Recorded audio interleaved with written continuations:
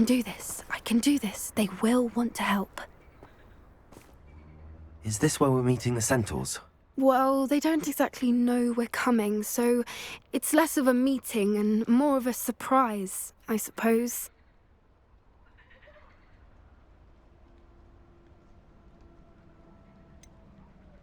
I'm not sure about this.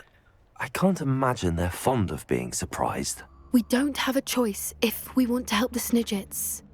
Perhaps they'll be able to tell that we're sincere. There's something about them that's so knowing. It's almost unnerving.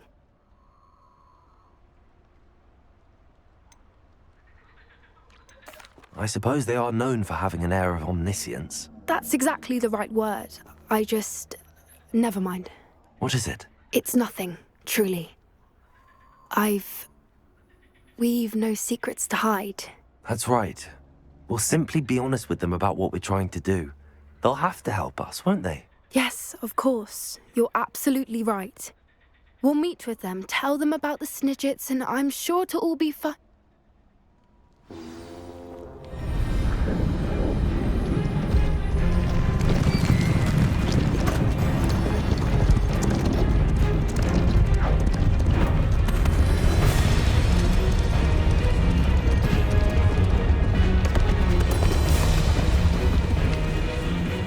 What do you think you're doing here, humans? Please! We were hoping to speak with you. Ah! I suppose you'd like a tale for your friends of the time you spoke to a centaur, and it spoke back. No, never! We're here because we need your help. Enough! You made a grave error in judgment in coming here, little witch.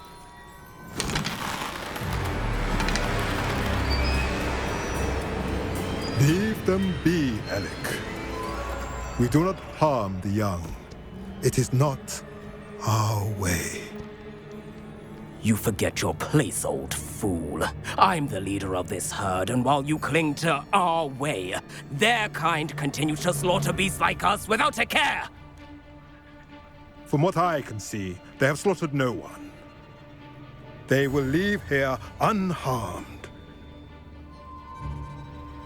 Mark my words, Doran. If I ever see them again, it will be all 3 of your heads.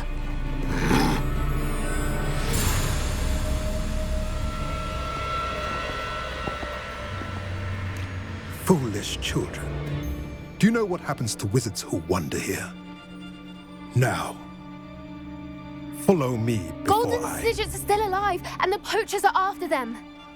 They know that the key to finding them lies in the moonlight, but they don't know what that means, yet. Please, help us find the Snidgets before the poachers do. Could it be?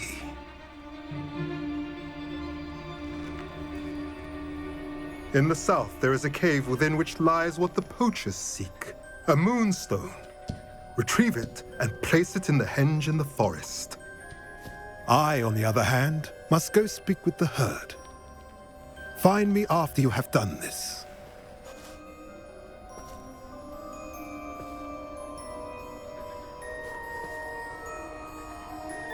I don't understand.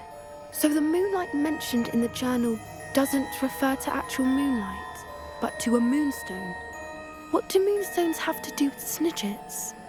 And why was he so certain about where we could find one? I don't know, but I am inclined to believe him, what with his being a centaur and all. I am too. It is a shame how quickly he left. What was his name? Doran. That's what the leader of the herd called him. Well, if Doran knows something we don't, I'd rather act now and ask questions later. I can head to the library and start looking into the cave you mentioned.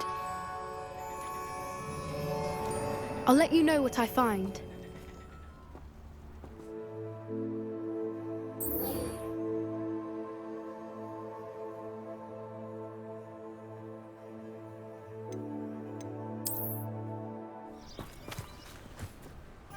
I'm ready to do what's needed to take Harlow down. I know you have a plan. We must gather information from the friends of Mr. Bickle that Archie and Mrs. Bickle mentioned. Agabus Filbert, Otto Dibble, and Mr. and Mrs. Rabe. All right. I suggest that you speak with each of them while I head to the Hog's Head. I saw some Ashwinders heading there. And as my mother would never go near the Hog's Head, she is less likely to learn of my activities than if I were to wander the village questioning its residents. Very well. I'll speak with them, see what I can learn. I knew I could rely on you. We need to know how they are being blackmailed by Rookwood and Harlow. Meet me here after you have spoken with them. Done. Mrs. Rabe, I wondered if I might speak with you about Theophilus Harlow. I'm a friend of the Bickles and I'm trying to gather evidence against him. Poor Joanna and little Archie. And now Harlow has taken my darling Isco. What do you mean? Why? I'm a security guard at Gringotts, and my husband is a curse breaker for them. Harlow approached me about helping him extort my colleagues into giving him treasures from the vaults. And you declined? Of course I declined. Repeatedly. I thought they'd given up, until I came home one night and found my husband gone, and a note affixed to my door with a knife. The note stated that I only had a few days to reconsider helping with some banking needs, and that my husband would appreciate it if I acted quickly. But the help Harlow wants is help that I cannot give, and my dearest Isco is paying the price.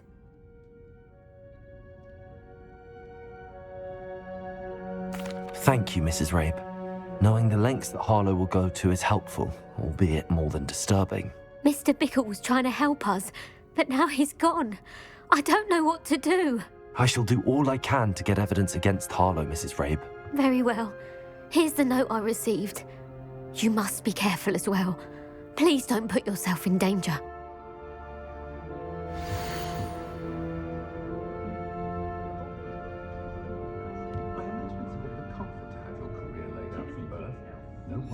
Some evidence worth hanging on to. Thank you. Please tell me you didn't take it. Perhaps it's been here all along. Mr. Dibble, may I speak with you? It's about Theophilus Harlow. I've nothing to say about him. May I interest you in a stunning cravat today? Please, sir, I'd like to help. I spoke to Mrs. Bickle. You know the Bickles? All right. But we must be discreet. Can't have Mr. Hill hearing this. I know Mr. Hill. He was kind to me the day of the troll attack. Oh, he's a good man. But even he wouldn't understand about Harlow. It started a few weeks ago. I was distracted, reading a note, when you-know-who came into the shop. I hid the note behind the counter and offered to help him. He stared at me for a moment, then asked me to check on an order he'd placed. I went into the storeroom to check on what turned out to be a non-existent order. When I returned, he was holding the note. What was in the note? It was a note from Rosie Hill, Mr. Hill's daughter. You see, we've been, secretly engaged these past 6 months. We haven't told Mr. Hill yet. I dare say he has higher hopes for her. Harlow advised me in no uncertain terms that my relationship with Rosie, not to mention my employment here, depended upon my cooperation. What did he ask you to do? It all happened so quickly. In an instant, he took a very expensive scarf from the counter, pocketed it, and smiled. He said, "Your secret is safe as long as I can supply my lady friend with delightful items like this every so often." I've been able to cover for his requests until now with some creative bookkeeping, but I can't keep it up for much longer. I'm terrified to say anything. I could never live without Rosie. Thank you for telling me. I'm gathering evidence to take Harlow down. I would love nothing more than to see him rotting in Azkaban, but be careful. He's an awful man and incredibly dangerous. As for Rosie's letter, should you happen upon it, I have committed it to memory. You may destroy it immediately. Understood. Now hurry off before Mr. Hill returns. Hello there. Excuse me, Mr. Filbert. I wondered if I might speak with you about your dealings with Theophilus Harlow. I hope to ease Mrs. Bickle's mind by gathering evidence against him. Oh, tragic what happened to Bickle. He wanted me to speak out against Harlow for an act of violence committed against me. But I feared Harlow's retaliation, and so I refused.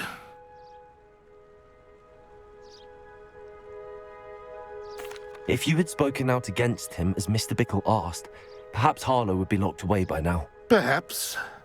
But perhaps I would have suffered a similar fate. You said that Harlow committed an act of violence against you. Could you tell me what happened? Before my extraordinary wife, Dulcibella, passed away, she had just completed a small book of poetry. As a surprise for her birthday, one she never had the chance to celebrate, I had the book beautifully bound and plated in gold. One day, Harlow came calling to punish me for having spoken out against the Neanderthals that comprise Rookwood's lot. Before I knew it, I'd been petrified, and Harlow was rifling through my home. He found the book of poetry, with its exquisite gold plating. I watched helplessly, lying there in my entranceway as he walked away with the book, laughing as he went. I was shaken to my core. Still am, to be honest. I imagine you fear Harlow retaliating again, but do you mind if I share this information with Officer Singer?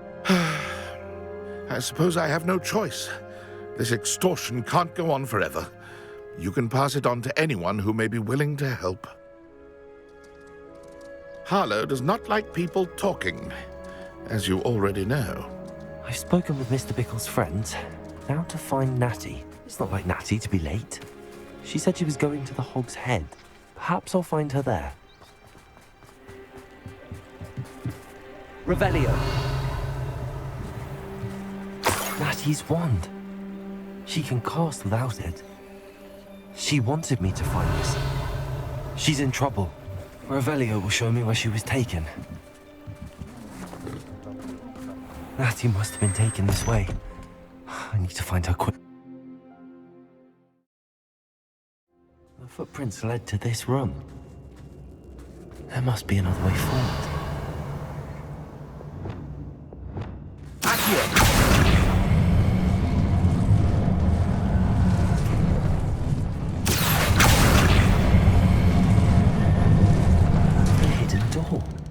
Revelio! Natty must have been taken this way. I need to find her quickly.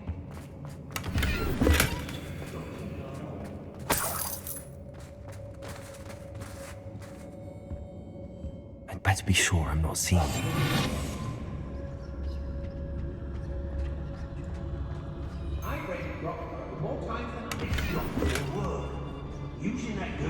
Revelio.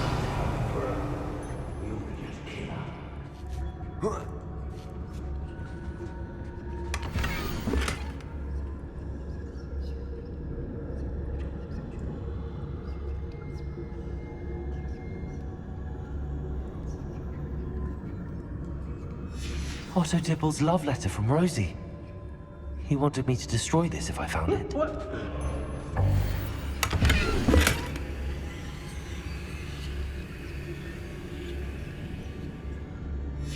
The book of poems that was taken from Agabus Filbert. He'll be thrilled to have this back. Mr. Rabe, Daisy told me you'd been abducted. You spoke with my wife. How is she? Worried about you. Are you all right? I am all right. Thank you for coming. These locks are cursed, and there's an anti-apparition jinx on the cells. Even Natty's skill with wandless magic cannot free us. I need you to find my wand. Use mine.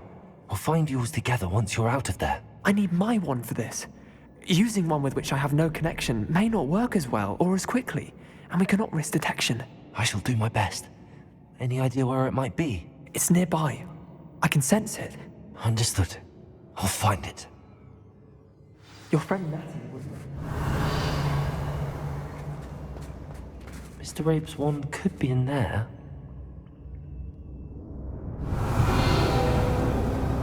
Hello, Hamura. Mr. Rabe's wand. He'll be glad to have this back. Mr. Rabe, I found your wand. Well done. I knew it was nearby. Now, you best stand back. One never knows how a curse will react to being broken.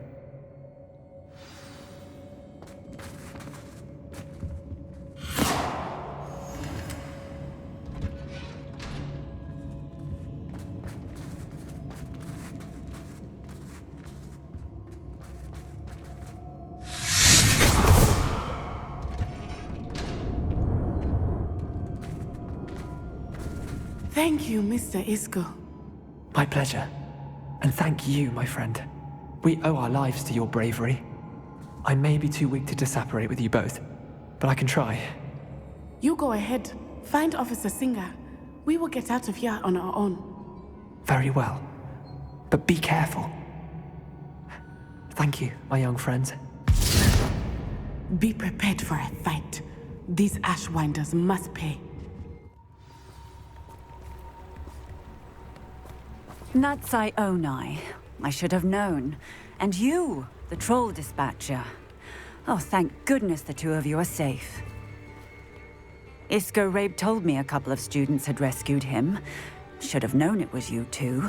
Is Mr. Rabe all right? He is. I sent him home to his wife, Miss Onai. Your mother will not be pleased to learn that you're still risking your safety pursuing these dangerous men. Actually, Officer Singer, Natty and I learned of several Hogsmeade residents who've had their lives threatened by the Ashwinders.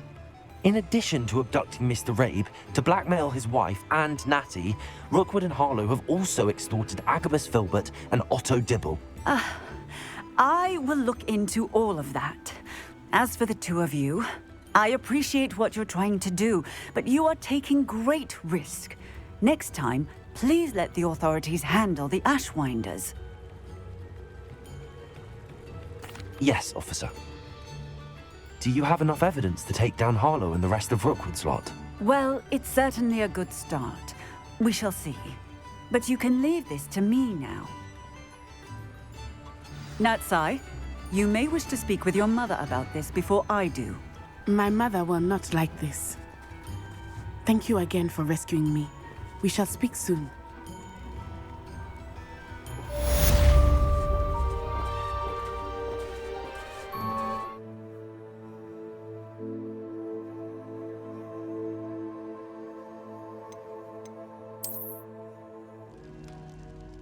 I still can't believe we escaped the Ashwinders. You may not realize it, but you are the talk of the school since you saved me that day. I wonder how everyone knows about it. I told my mother in the hope that she would be more forgiving of what I have been up to if it came from me. She likely told other professors, and news travels quickly. Unfortunately, she might, in fact, have been even less forgiving than I'd hoped.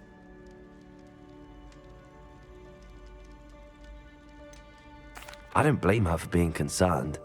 We have been involved in some dangerous activities. As the Ashwinders were locking me up and threatening my life, it did occur to me that my mother may have been right. Has Officer Singer done anything with the evidence we provided? She has not. Harlow is as strong as ever. Someone needs to stop him, whether it is us or Officer Singer. If someone had stopped the monsters like him in Matabeleland, my father would be alive today. What exactly happened to your father? It was a beautiful day. My mother had gone to tend to a neighbor who was ill, and so my father and I were galloping in the savannah. Galloping? Your father was also a Nanomagus, I take it? He could become the most majestic giraffe, and he would carry me on his back, my arms around his neck. We were on our way home when we surprised a group of bandits who had come from our village. One of them saw me just as he removed a scarf from his face. He shouted and then aimed his rifle. He didn't want you to identify him. Exactly. In an instant, my father bowed his neck to protect me and was hit. As he fell, my father changed back into his human form. When the bandits saw this, they turned and ran in fear. Magic terrified them, and then he was gone. And it was all my fault. Your fault? How so? He died protecting me. If I had been capable of protecting myself, he would still be alive today. My mother and I tried to go on without him, but it became too much for us there. A few years later, we left to come to Scotland. I'm sorry, Natty. I can't imagine what you've been through. Your father sounds exceptional. He was truly extraordinary. And thank you for your kind words. We all have our burdens. My father had a saying about that. Yes, I remember. Rain does not fall on one roof alone. Exactly. Soon you and I will put an end to the Ashwinders, beginning with Harlow. And once he is gone, we will turn our attention to Rookwood. We are making progress, and we will succeed. Thank you again for saving me. You deserve all of the praise you have received.